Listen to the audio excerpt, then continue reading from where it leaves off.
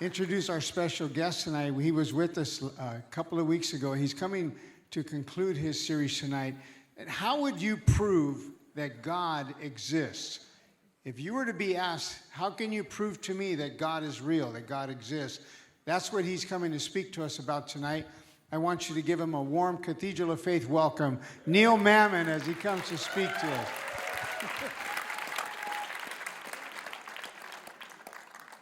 Okay.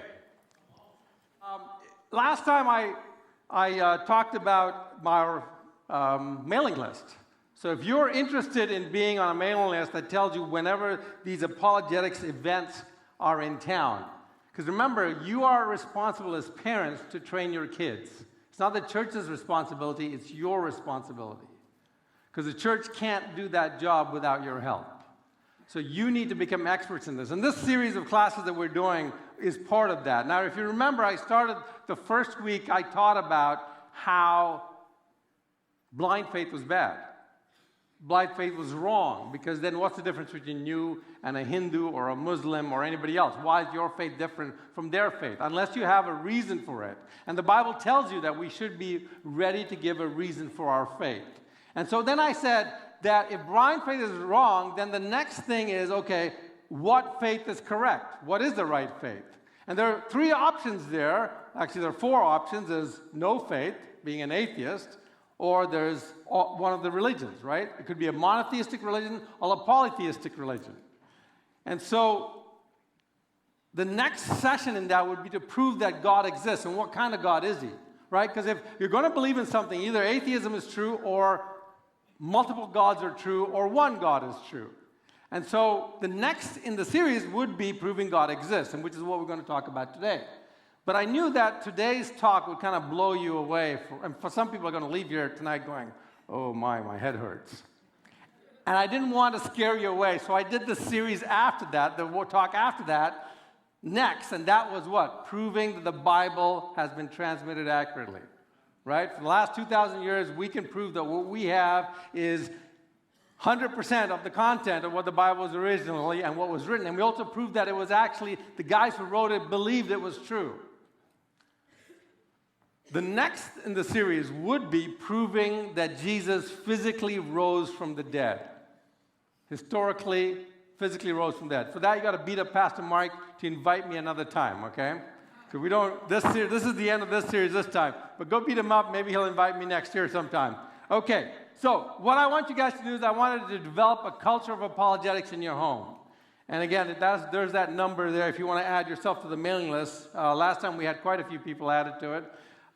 And you will get, because I'm not the only speaker on this topic. There are lots of speakers on this topic. In fact, in May, we have a physicist from CERN coming in town. And he will actually make it simple to understand how protons and things collide and talk about quantum particles and all that. It's a fascinating thing. If you've got kids in college, this is something you have to do. So you sign up for the list and we'll make sure you have it. Okay, well, there are a couple of things that we have to understand about theology versus apologetics. Now remember, what I'm teaching about is called apologetics. But I don't want you to get confused between theology and apologetics, okay? Here's a simple difference. Theology says that any religion or myth can have a consistent theology, right? Theology says this is what God is, or this is what humanity is, or this is how these things all work. And some of them can be consistent, like for instance, how many people read The Lord of the Rings or watched the movie Lord of the Rings, right? It's got a decent, consistent theology, but it's not true, right? So you can have a good theology, but it could be false. So you want apologetics. So whenever you argue with someone, I say, don't argue theology first. You can explain it, but don't argue it. Why? Because even if you argue it, whether you convince them or not, it doesn't mean it's true.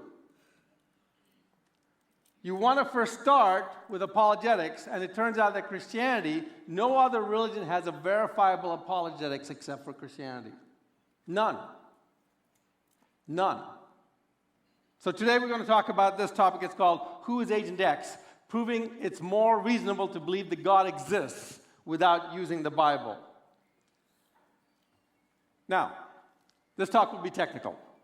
You will hear a few concepts that may dazzle your mind, but I want you to make me a promise. If you get lost, sync up with me at the conclusion. Okay, so I'm going to say a bunch of stuff, and I'll say, this is the conclusion. You may not get the bunch of the stuff because it'll be new to you, but understand the conclusion so that later on you can go back, and we have a book back there if you're interested in learning more about it for yourself. You can go back and read the book, and I'll tell you how I got there, and I'll explain it. But don't get lost, right? Just because you don't understand parts in the middle, make sure you sync up with me on the conclusion, okay? Agreed? Okay. Don't just say, oh, I can't understand this, because you can't. And here's the other thing. If you don't understand it, ask your junior higher to explain it, because they get it. I do this talk at a junior high thing, and I get junior hires coming up and asking me 100 questions afterwards. They get it, so ask them, maybe make them watch the video, and they'll explain it to you. Okay. So, let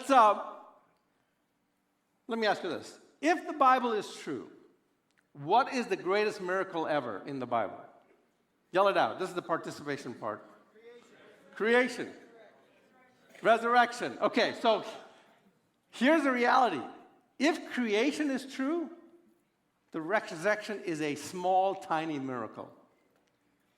Think about this. If God can create the entire universe, how easy is it to bring somebody back to life? Right? If he can create life, how easy is it to give life? Right? So creation is the most important, biggest miracle. Now, here's the deal. If creation story in Genesis 1 is true, then every other miracle in the Bible is plausible and possible and probable. This is the only time I'm going to use the Bible today. I had a friend who said, I love your sermons. You never use the Bible. I'm like, wait. I do. It's just on this one I don't. Why? Because today we're going to try and prove that God exists without ever using the Bible. Why won't I use the Bible? Because if I say to a friend, I have lots of atheist friends, or Hindu friends, if I say, look, the Bible says this about God, they'll go, well, I don't believe the Bible. And if I said the Bhagavad Gita believes this about God, the Hindu might agree with me, but the Muslim won't, right? So I can't use the Bible to start there. Now, here's the other thing. Can the supernatural happen? Is there a supernatural? You see, if you don't believe the supernatural can happen, you'll never believe any of the Bible's claims, especially not the resurrection. But here's what I'm going to promise you today.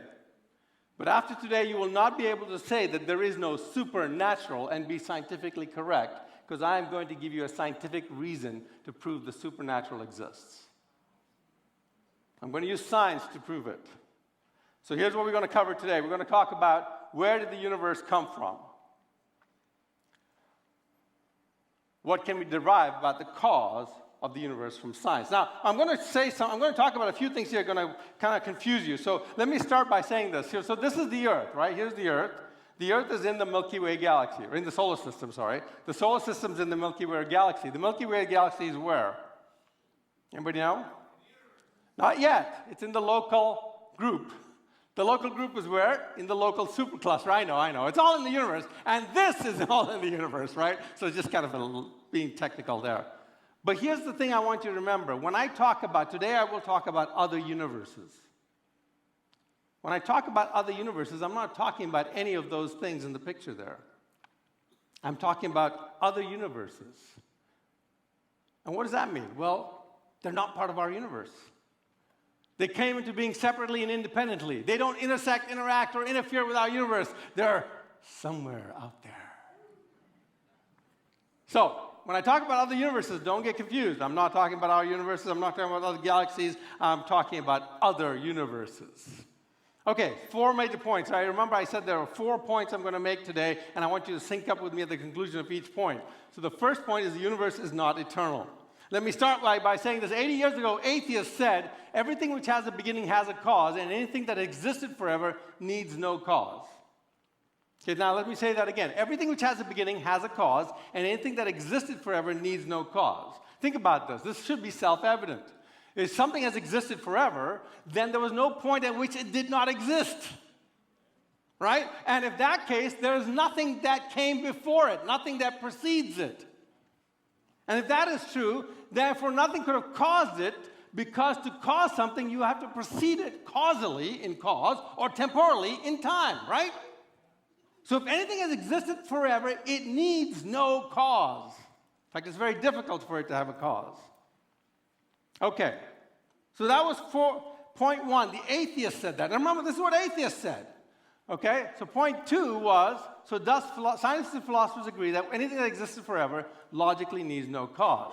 So atheists said, everything which has a beginning has a cause, and anything that existed forever needs no cause. And point two, they said the universe had no beginning and existed forever. And then point three, they would say, therefore the universe what? Needs no cause. And they were right about that. If the universe existed forever, it needs no cause. Now, on the other hand, Christians would say this. Everything which theists, that's us, right? Everything which has a beginning has a cause, and anything that existed forever needs no cause. This is identical to what the atheists would say, right? But when we came to the second point, we wouldn't say the universe had no beginning and existed forever. What would we say? God has no beginning and has existed forever. Therefore what? God what? Needs no cause. Okay, everybody with us? Now, this is called the cosmological argument. If you can go back to that slide. It's called the cosmological argument. Now, here's where I want you to be very careful, because I've seen Christians make this mistake all the time. Don't do this, right? This is different from the cosmetological argument. The cosmetological argument goes like this. It says, everyone who needs a hairdresser has hair, and anyone that has no hair needs no hairdresser. Now, the second point for the cosmological argument is Gandhi has no hair. So what is the conclusion of the cosmetological argument? Gandhi, therefore what?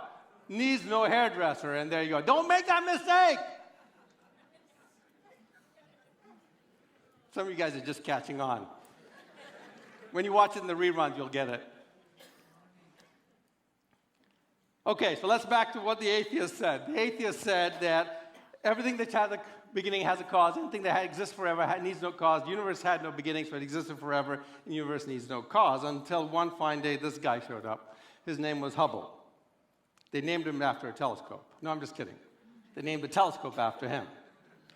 So there's Edwin Hubble sitting at the telescope. This was the telescope it's called the Hooker telescope out down in LA, back when LA was not full of people, so it didn't have much light pollution. And Hubble is looking out at the stars, and he sees something very interesting. He says, you know, the stars and galaxies that are further away are redder than they should be. Now, I don't have time to tell you how they knew that they were red or what color they should be, but they were looking at all the galaxies. He says, man, those galaxies are redder than they should be. Oh, those galaxies are red. Oh, those galaxies are red. In fact, then he noticed that the galaxies that were further away were redder than the ones that were closer. He said, well, that doesn't make sense. And so he starts thinking about this, and he comes up with an answer. And by the way, he invites, if you go back to the slide, you'll see he invites our friend Einstein there and Adams to take a look at it. And Einstein realized that he's made a huge mistake in his calculations. Because what Hubble had discovered was the Doppler shift.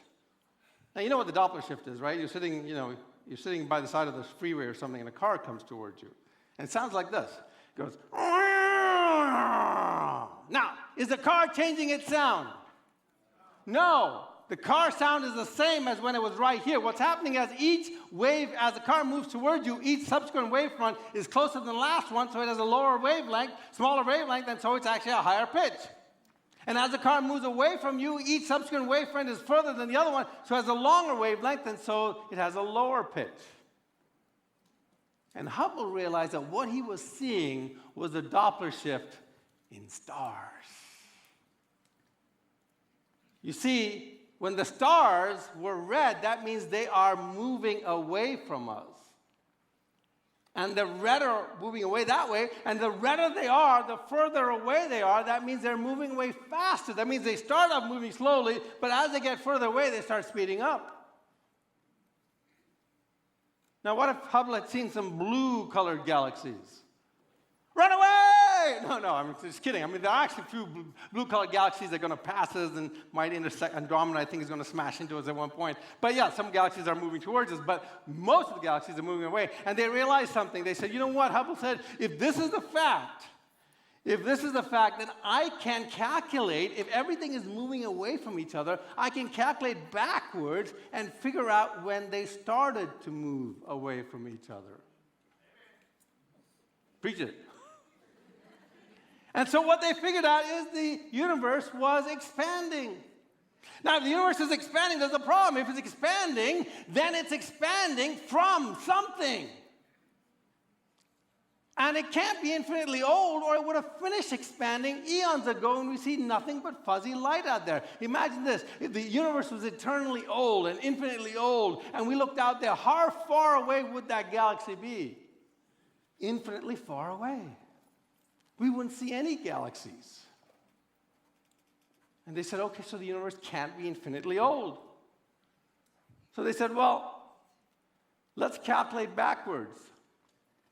So they started calculating backwards. They assumed the speed of light was constant, and they figured out the calculations showed that universe, light, matter, and everything suddenly came to being with a big bang about 13.7 billion years ago. And before the Big Bang, they have something that we call the singularity. The singularity is where matter and time start to exist. Uh-oh, Houston, we have a problem. What's the problem? Well, remember, everything which has a beginning has a cause. Anything that existed forever needs no cause. The universe had no, The universe what? Had a beginning, has not existed forever. Therefore, the universe needs what? It needs a cause. This is a problem. Now, my atheist friends are not so quick to give up, though. So they said, no, so what? So what? By the way, all the pictures behind them are actually galactic and cosmological pictures that I took off various sites. So my atheist friends say, well, we grant you the universe had a beginning, but what gave rise to the universe had no beginning. See what they're doing? They're going to say, we're going to push it back.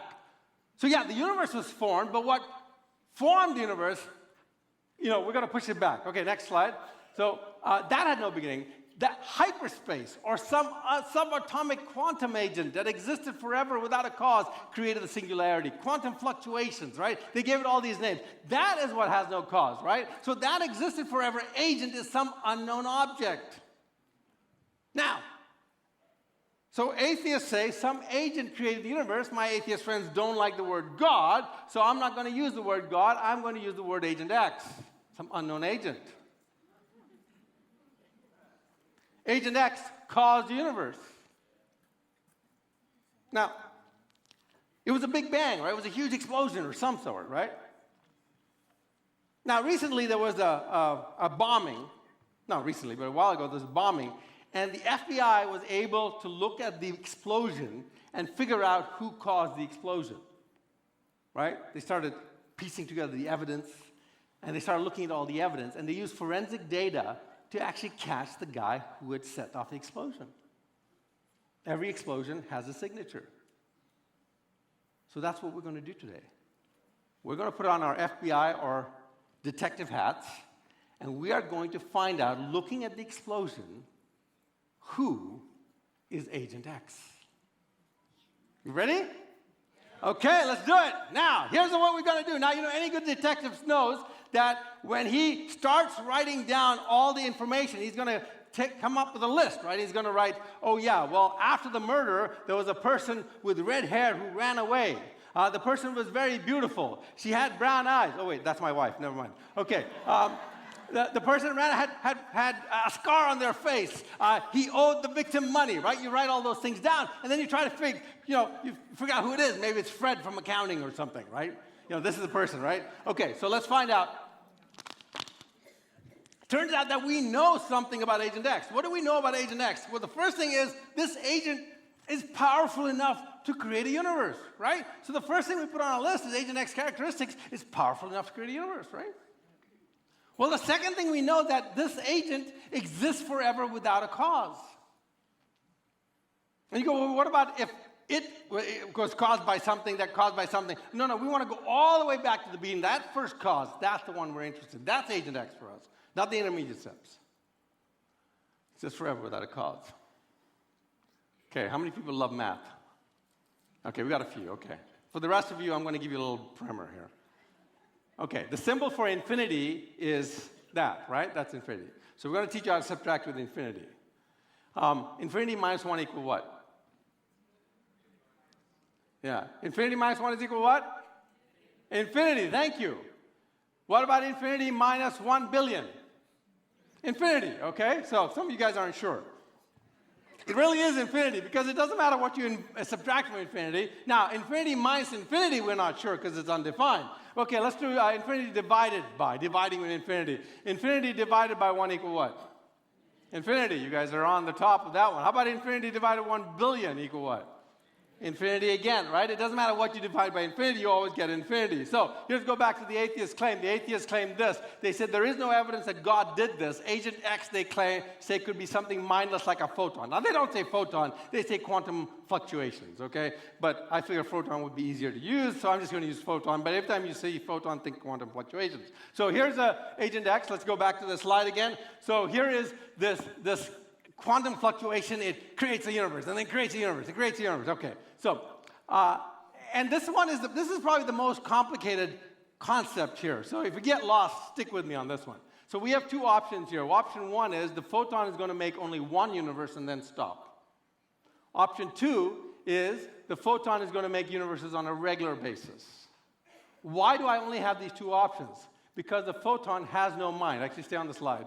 It can't do anything else because it has no mind. It's what we call mechanistic, right? Think about it. Let's say you have an alarm clock, and it's broken, and it rings at 8 o'clock every day. It's going to ring on 8 o'clock every day until it breaks down, right? It's just going to do it over and over and over again, right? It doesn't have a mind. It can't say, well, I'm going to ring today at this time and then do more at that time, right? It has no will. Or on the other hand, it rings once and then stops, right? So it's either going to do something repeatedly or it's going to do something once. It can't choose to randomly wait for something and then do it, right? This is the way this is the way something non-mechanistic is, or rather mechanistic is. So let's look at option one here. Here's the universal causality line. And remember, there's no time because when did time start? At the beginning of the Big Bang. So here's the universal causality line. Eternity passes way back there somewhere off screen. And let's say something with no free will and no mind like a mechanistic photon who existed for all infinity outside of time and was going to create one universe. When would it create that universe? So let's go to infinity. Let's say it takes infinite years for it to create the universe, right? Not infinite. So it takes 1 billion years for it to create the universe. So we go back to infinity, we minus 1 billion. How long ago did it create the universe? Infinity ago. Let's say it takes 2 billion years or 10 billion years to create the first universe. We go back to infinity and we minus 2 billion. How long ago was that universe created? Infinity ago, right? But wait a minute. Here's our Earth. Here's our universe created 13.7 billion years ago. It can't do that. Either it does it infinite years ago or it doesn't do it. But it doesn't do it 13.7 billion years ago. Okay, well, that's option one. Let's look at the second one. The problem is the universe is not eternally old nor eternally lasting. Now, let me give you an example of how to think about this. Let's say, William Lane Craig, by the way, is a great debater. If you ever want to feel sorry for your atheist friend or a guy debating William Lane Craig, go watch him debate, and you'll feel sorry for the guy he's debating. So, William Lane Craig is a wonderful philosopher and theologian, and so he says this. He says, it can be plausibly argued that the cause of the universe must be a personal creator. For how else could a temporal effect, that's something in time, arise from an eternal cause? For example, if the cause of waters being frozen is the temperatures being below 0 degrees, then if the temperature were below 0 degrees from eternity, then any water present would be frozen from all eternity. Right? The water can't say, oh, I'm going to decide to wait till 13.7 billion years ago and then unfreeze, right? Or freeze. It's going to be frozen from the beginning of the cause. Now, the only way to have an eternal cause, but a temporal effect, would seem to be if the cause is a personal agent who freely chooses to create an effect in time. For example, a man sitting from eternity may will to stand because he has a will. Hence, a temporal effect may arise from an eternally existing agent. So, what about, now I know the minute I say all this, you guys are going, well, Neil, what about universes that collapse and expand? You know, what if our universe is collapsing and expanding, collapsing, expanding?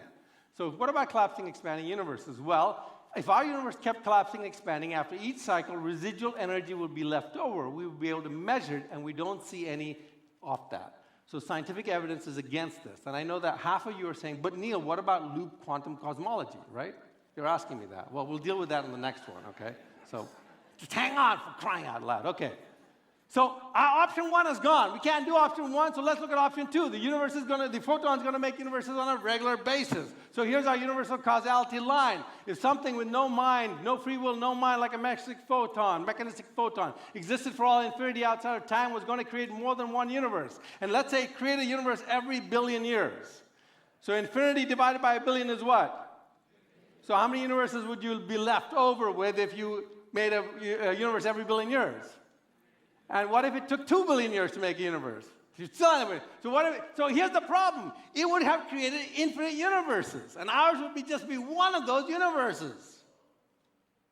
And I go, okay, that's possible. What are there infinite universes? Well, infinite universes, let's go back a slide, covers loop quantum cosmology. Okay, there it is, okay?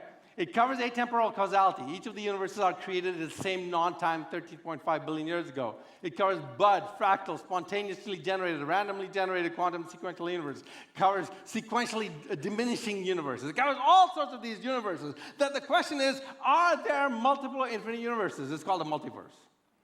I call it an infiniverse, okay? Now, here's the problem.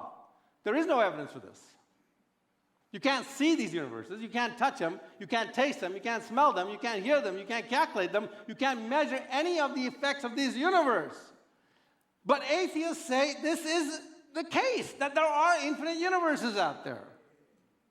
A friend of mine was debating, he was in college at the time, and he called me up and he said, I had an agreement with one of my classmates to have a debate, and I sent out all the flyers and everything, and he canceled on me. I said, oh, okay. He said, do you know any atheists? I said, well, yeah, I know lots, but none of them will want to debate anyone. They're all like, they're just like, leave me alone. I want to do my own thing. He says, well, there's got to be some atheists who want to debate me. I go, well, there's the Atheist Society. I said, okay, why don't you call them? Maybe they'll suggest a student or something. So he calls me up 15 minutes later. Oh, yeah, the president is going to debate me. I'm like, the president? You're like a 19-year-old kid. He's like a 40-year-old man. He said, no, I got it. I got this. So at the debate, which he won, the atheist says, because somebody says, what about, he said the only way your system will work if there are infinite universes. And he says, there are infinite universes. And they said, well, you can't see them. He goes, there are. You've got to believe me. There are infinite universes. At which point the questioner says, do you have to have faith in them? Now think about this. Let's go to the slide. Isn't this the same complaint atheists had about God? That there are infinite universes you can't see, you can't test, you can't smell, you can't measure, you can't do any of that, right? You can't see or touch or hear or calculate God. Well, why is there a sudden change in standards? You don't want to believe in God, but you do want to believe in infinite universes with what? This is what we call blind faith. And this is what I say, no blind faith. Right? No blind faith. No, you can't believe in infinite universes without evidence. And here's the other thing about infinite universes. It leads into something really silly. Because if they're infinite universes, there are almost infinite yous out there watching the same presentation with me, and there'll be almost infinite yous out there over and over again. In fact, and every different variety of this universe takes place. In one universe, you're the one giving me the talk, and I'm sitting there watching you. Because every single combination is taking place, right? With infinite universes, all different things happen. In fact, there's a universe, whenever you toss a coin, oh yeah, and this is a picture of a friend. He was an atheist friend, so I went to give a presentation to him, so I stuck him in there. It's kind of a funny story. So he said, hey, can you come over, because we were having this big debate, and I said, yeah, well, I'll do my presentation. He goes, okay, yeah. He says, but I'm babysitting my kids that day. Can you come over and we'll do it at the house? I said, sure, how old are your kids? He goes, 13 and 15. I said, oh yeah, I'll be happy to. So I go there, and I give the presentation, and his kids start arguing on my side. Like, no, Dad, this is what he means.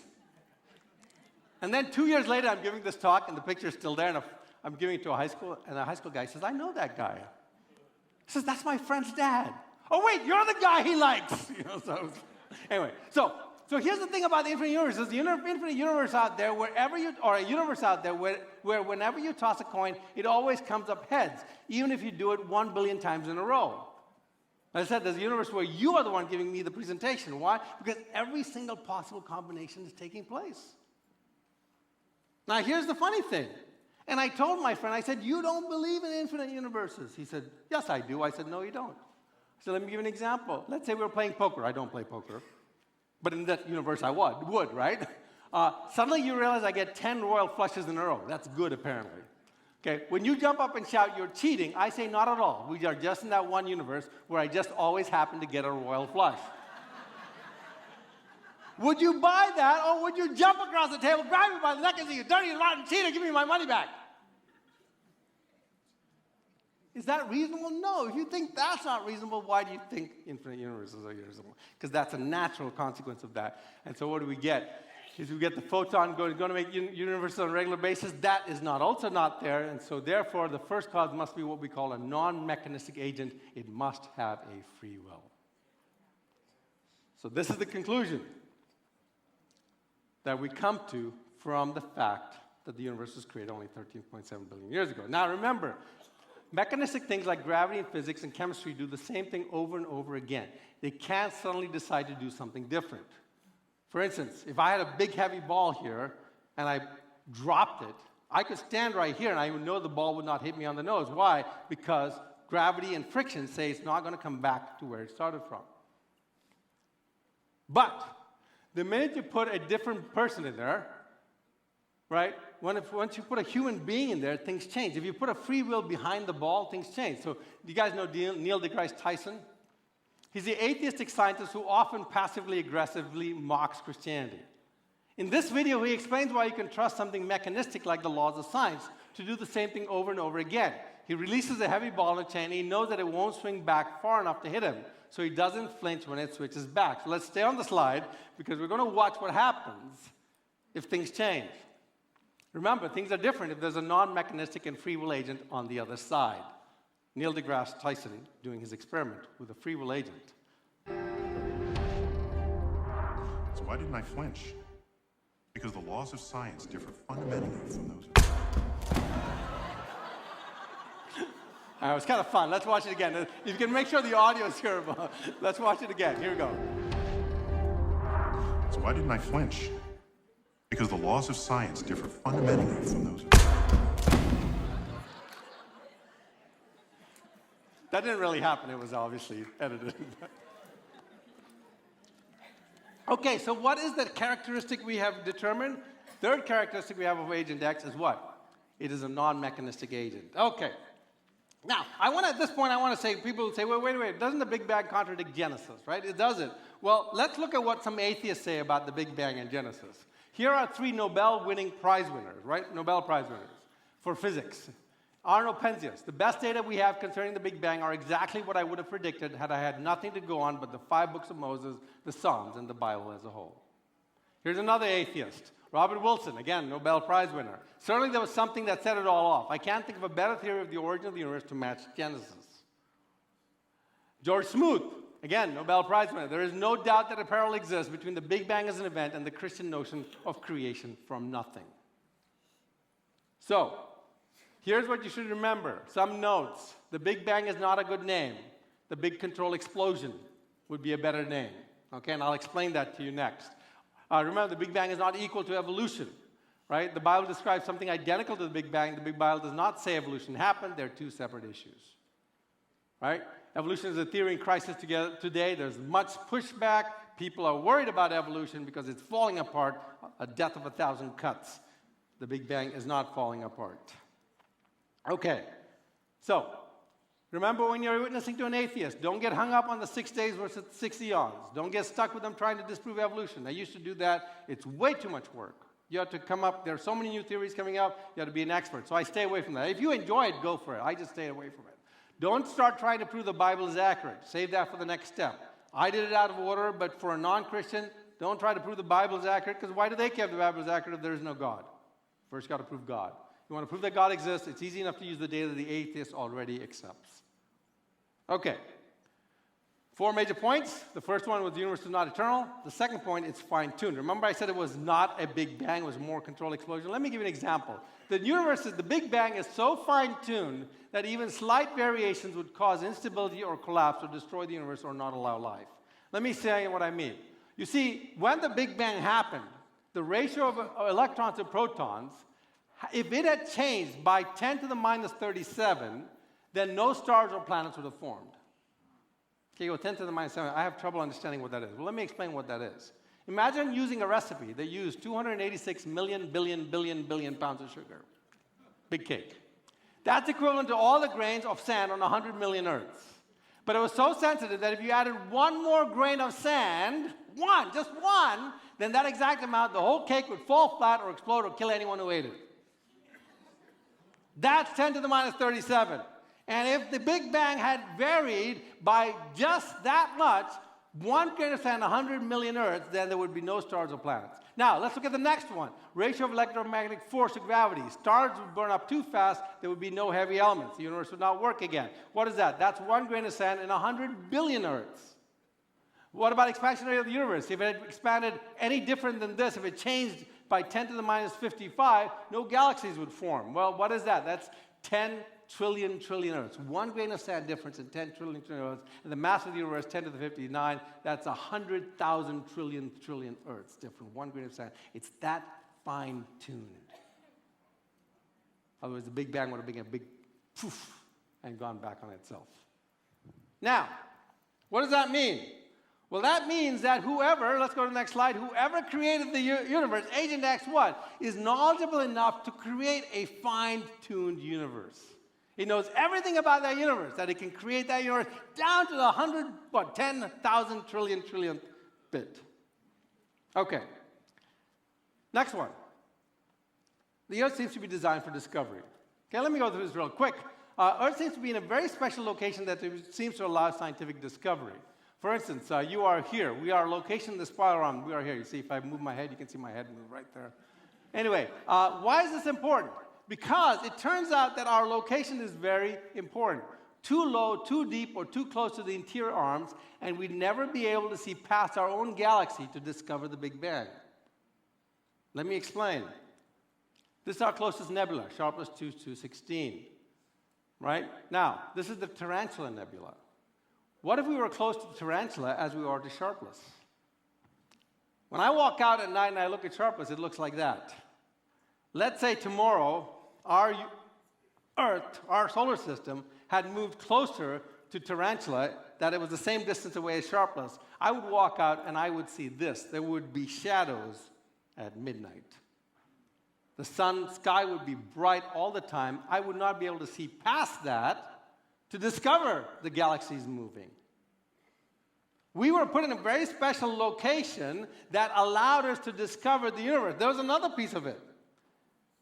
There was a guy, he was a patent clerk in Switzerland. He came up with a theory. Everybody laughed at him. They said, you're nobody. He said, I have a way to prove my theory.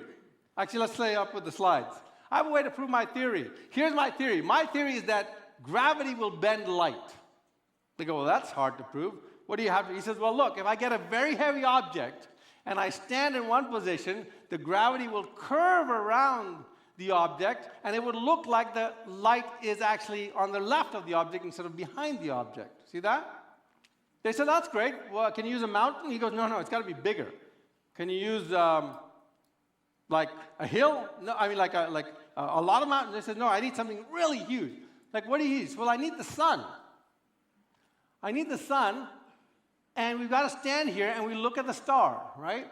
And if that star is behind the sun should the light of the star should curve around the sun so it looks like the star is actually off to the left instead of behind.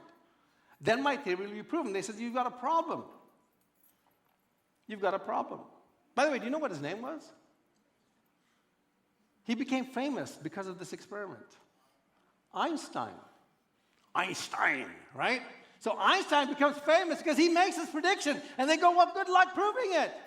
How are you going to prove it? He goes, well, I need to do some experimentation. And he says, look, here's what we can do. We need something to cover the sun. He says, the problem is we need just the right size object to cover the sun. If it's too big, then you cover the star around it, right? So here's the sun. Here's the star behind it. And if you cover the sun with something too big, and it has to be out of our galaxy, out of our atmosphere, otherwise the light diffraction won't be there. So if you cover it with something too big, then you won't see the star around it because it's right just to the right of it. But if you cover it with something too small, the sun is too bright. You can't see the star. You need something just the right size, too far away, and it has to be just as close. If it's too far away, it will be imprecise. They said, well, what do you have?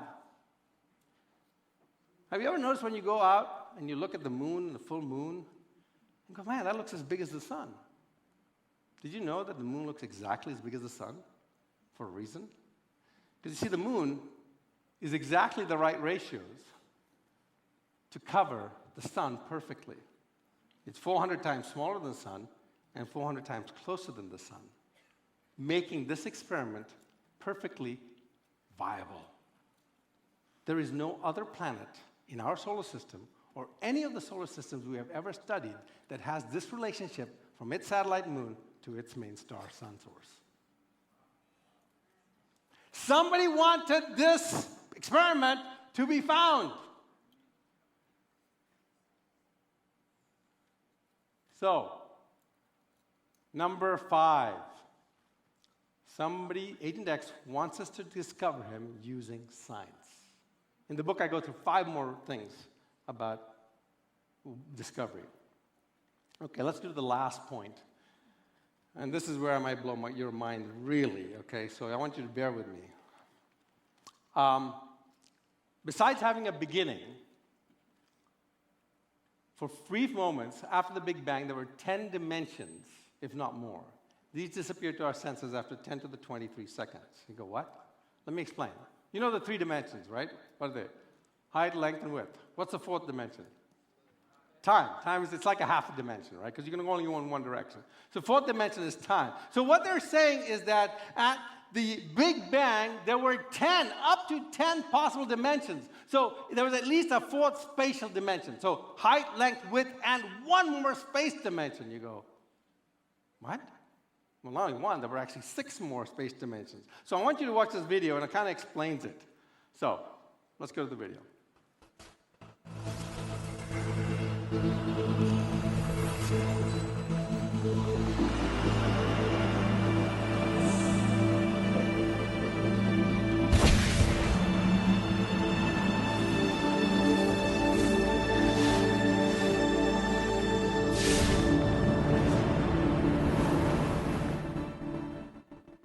Welcome to Flatland, a world of only 2 dimensions. Only forwards and backwards, left and right. In this world, there is no up and no down. Ray, where's Dottie? He said, well, she's out in line. What the bleep is that thing? Huh? In this world, the 2-dimensional beings that live here have no concept of 3-dimensional objects. These 2-dimensional flatlanders have no understanding of cubes, spheres, tetrahedrons, or yours truly. From their 2D perspective, my 3D finger looks something like this. What the butter is that? Run!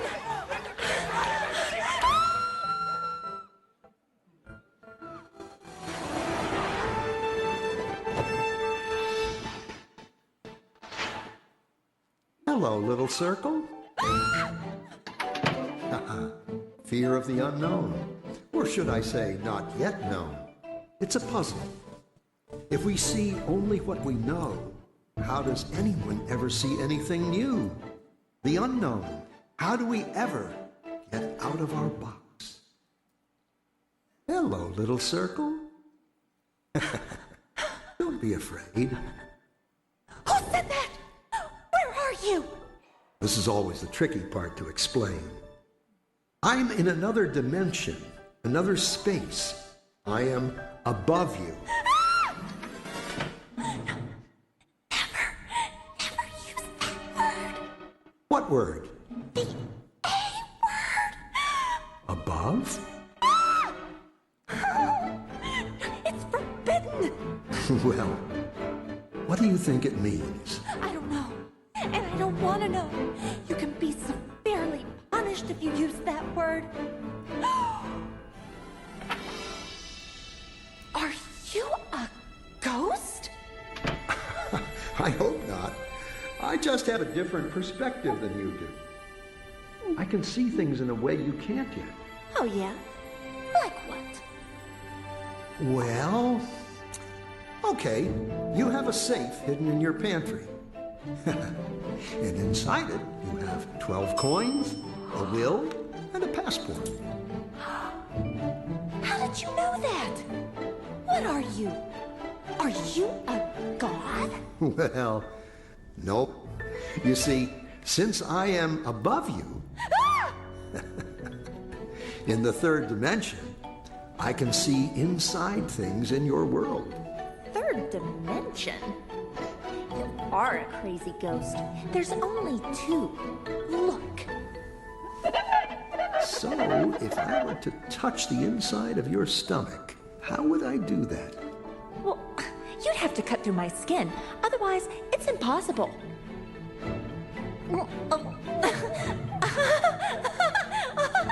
Stop! Stop!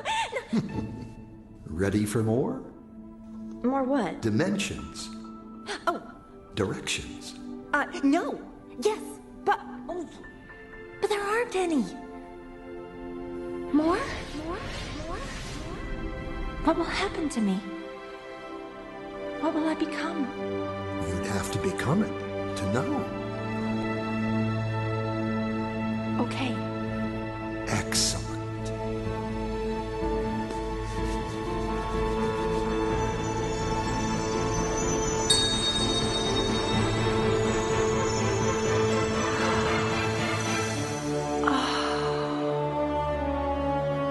I never knew.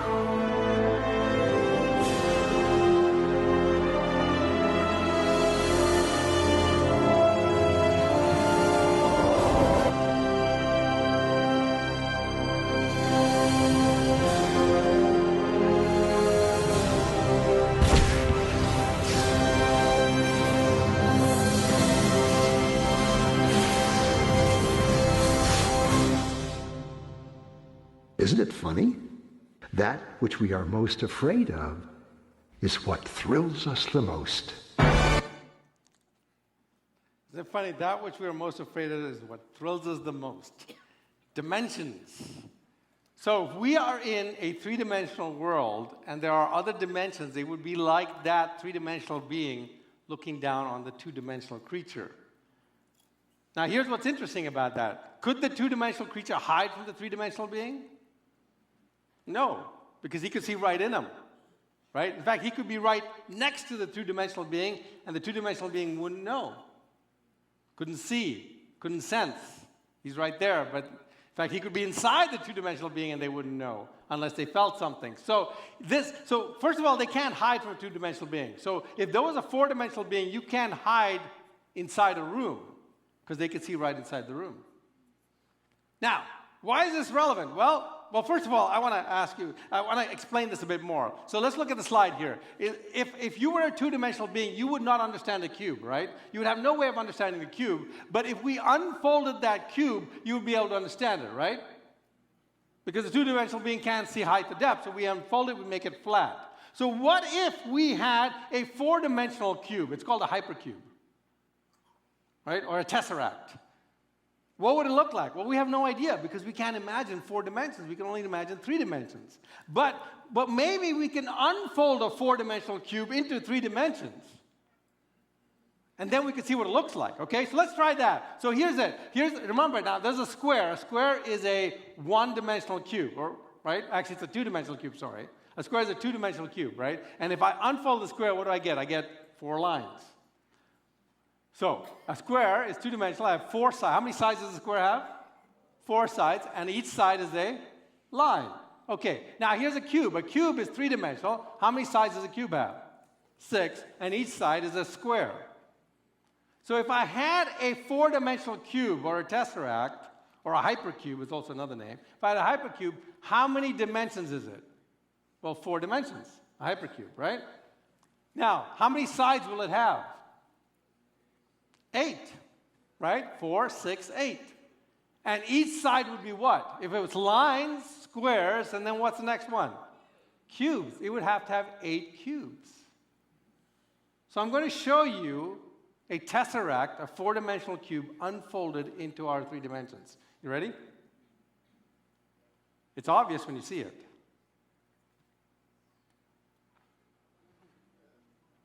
See the 8 cubes? This is unfolded. But now you go, wait, how does it fold back up together? We have no idea. We can't imagine it. Just like that two-dimensional creature could never imagine a cube. But we could do something. We could play around it. We could say, now look at this. For instance, if I have this, right? If you look at it, that's a three-dimensional cube drawn in 2 dimensions, right? So these two sides are the same, right? It's just perspective. But if I rotate it, as I see each side, I can see, oh, there's a square, there's a square, there's a square, right? So if I take a 4-dimensional cube and I rotate it into our dimension, as each thing comes towards us, we should see a cube. So I'm going to take a 4-dimensional cube and I'm going to rotate it into our space. You ready for this? And this is what it looks like. There's a cube. There's a cube. There's a cube. Now remember, we're just seeing the shadow of it, just like the shadow of that 2-dimensional. Then remember that cube drawn in 3 dimensions is just like a shadow of it. That's what we're seeing. Now what science says that, here's another one. Here's a ball, right? Here's a 2-dimensional ball going through a 1-dimensional line, right? So as it passes through, we see the ball slice through it. Let's say I had a 3-dimensional ball, right? And I pass it through a plane, a 2-dimensional plane. As it passes through, you'll see a dot, it goes to a circle, and it goes up again, right? So as it goes through, you'll see this little dot. You'll see it grow to a circle, it grow to the big size of the full circle, and then go out again. Now imagine I had a hypersphere, that's a 4-dimensional sphere, and I brought it into our dimension. First we'd see a dot, then we'd see a small sphere. It would grow to the big sphere, to the big size that it is in our dimension. Then it would shrink back down again, and then it would disappear. And the whole time it would look like it was flying.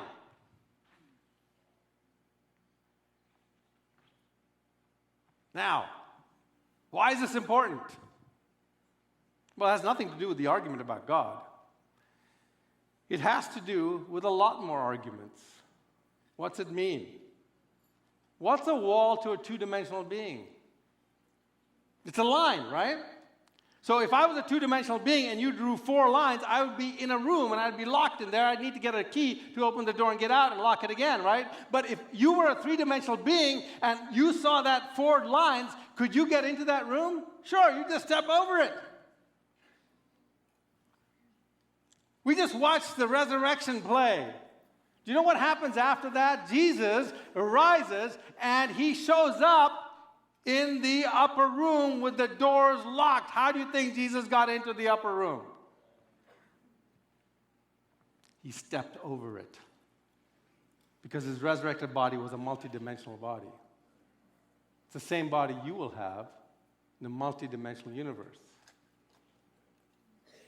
He stepped over the wall. Now, what does this also mean? Well, what about angels and demons? You see, if there are other dimensions, then there are entities in other dimensions, 4, 5, 6 dimensions, and they intersect our dimension, and they will shimmer, and they'll show up, and they'll look like they're flying. They'll intersect our dimension, and they'll leave it. And you know what? I have not used the Bible to explain any of that. I just use science. Because science says there are 6 supernatural dimensions. These are the natural dimensions. There are 6 supernatural dimensions, and I am not using the Bible to make that claim. I'm saying that claim explains the Bible. You can't leave here today saying there is no supernatural. What about heaven and hell? Other dimensions. You know, here's the thing that you should all remember. You don't have a soul. You don't have a spirit. I'm serious. None of you have a soul. None of you have a spirit. You are a soul. You have a body. See that? You don't have a soul. You are a soul. You have a body. Your body is 3-dimensional. Your soul is multidimensional. This is the car you are driving. When you get out of the car dies, you do not die.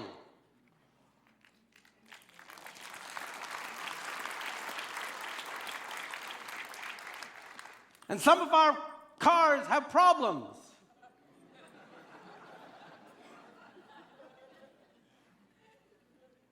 Sometimes it's electronics, sometimes it's the tires.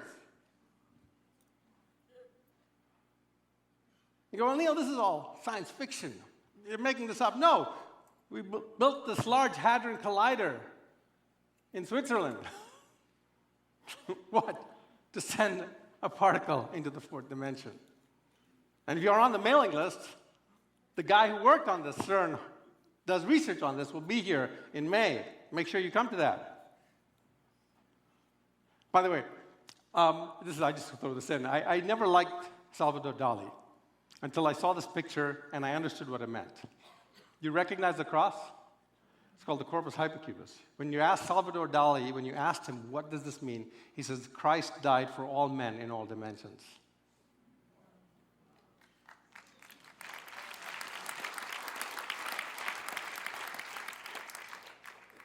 Well, why is this important to our argument? Let me explain. Because this means that Agent X must be outside of time and space and outside of the universe. Because prior to the singularity, time and space do not exist, nor do these other dimensions. So whatever caused the singularity did so outside and previous to time and space, and any dimensions existed. See, the Agent X is not multidimensional. Agent X is not composed of other 10 dimensions. It's outside the dimensions. It's extra-dimensional. Agent X is not in the universe. It's outside everything. It created everything. So we come to our conclusion here. Number 6. Agent X is not constrained by time or space, cause time or space. So I'm going to rearrange it. So these are the 4 points I started with, and these are the 6 conclusions I ended with. Okay? So, number 1, Agent X is powerful enough to create a universe. What do we call that? Starts with an O. Omnipotent. Agent X is not constrained by time or space because it caused time or space. What do we call that? Omnipresence. That means it's in all time and in all space. You can't hide from Agent X. Just like a 4-dimensional creature can't hide from a 5-dimensional creature, an extra-dimensional creature can see everything and is everything. When my daughter, who's my great assistant here, was younger, she would ask, how big is God? And I said, that's the wrong word. You can't use the word big. God has no size. He has no weight. You can ask, how powerful is God? But big doesn't compute. That's like saying, how big is an author compared to the people in his book? So, number 3, knowledgeable enough to create a fine-tuned universe. What do we call that? Omniscient, knows everything about the universe. Wants us to discover him using science, we say that is personal. Exists forever without cause, we say that's eternal, uncreated, non-mechanistic agent. It has free will and a mind. Folks, I didn't come to any of these using the Bible. Now, eternal, uncreated, has free will, omniscient, omnipotent, omnipresent, personal. Does this sound like a photon? Does this sound like a quantum fluctuation? I don't know about you, but I call this God.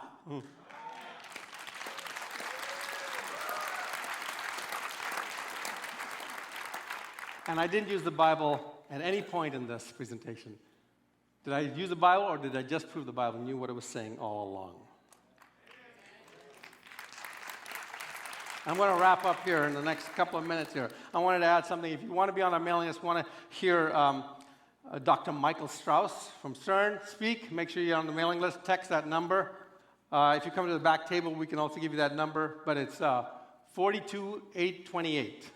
No blind faith, NBF to 428 blind faith. I'm going to answer a couple questions here because people ask me, they say, where did Agent X come from? What was before God?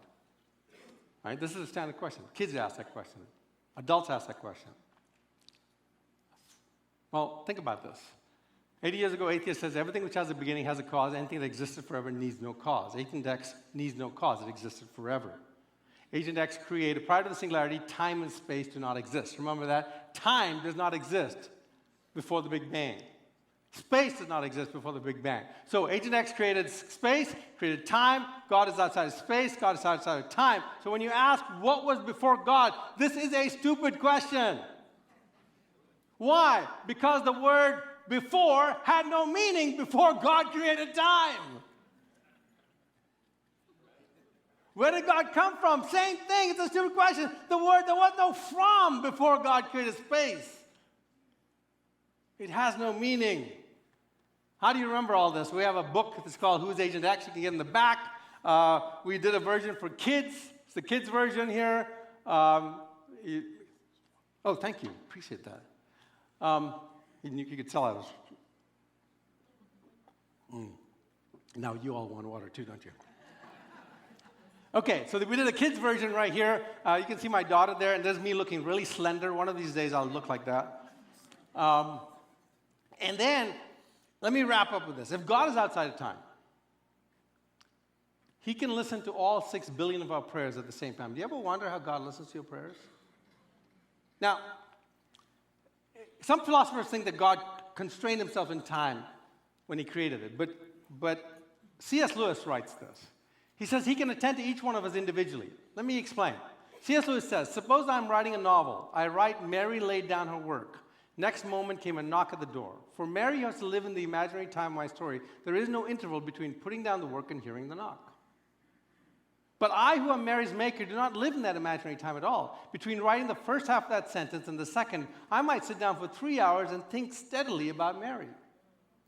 I could think about Mary if she was the only character in the book for as long as I pleased, and the hours I spent in doing so would not appear in Mary's time, the time inside the story at all. Now, what does this mean to you? When you pray, God is listening to only you. Nobody else. You have His undivided attention. And when you come here and you praise and you sing worship, it's your own private concert for God. He is listening to only you.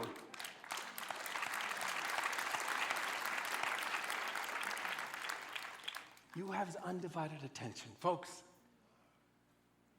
if God is outside of time space, asking that you find God in creation is like Hamlet running about on stage expecting to find Shakespeare somewhere in the props. The only way Hamlet could find Shakespeare is if Shakespeare had written himself into the play. Yet, through the Old Testament, through Christ, and by creating a world for discovery and science, God has done exactly that. God bless you. Thank you.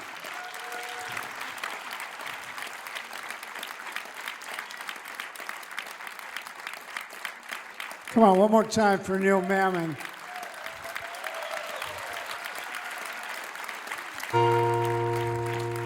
If many of us would consider that what we heard tonight is too high and lofty for us, such is not the case. In one of the oldest books in the Bible, Job, the man that suffered the most, demanded an office with God. I want to see Him. I've got some questions for Him. And you've heard people say, when I see Him, I got a few things I want to ask Him. But if you read the book of Job, Job says, and when I saw Him with my eyes, I said, I have heard about you, and now I have seen you, and I put my hand over my mouth. I have nothing to say. Nothing to say. Nothing to say. And God asked Job 33 questions. Where were you when I created the world? Where were you? Do you know where I keep the storehouses of ice and snow? Do you know where I keep death? We are told that science could only answer at the most 2 or 3 of those 33 questions. What we're asked to do is set your mind, set your affections on things above where God dwells, not on things on the earth. You and I, as we learned tonight, live in time, but we can actually think about eternity. And were I to ask this simple question, how many want to spend eternity with God? Come on, raise your hands. We all do. We don't understand it, but we all want to be a part of it.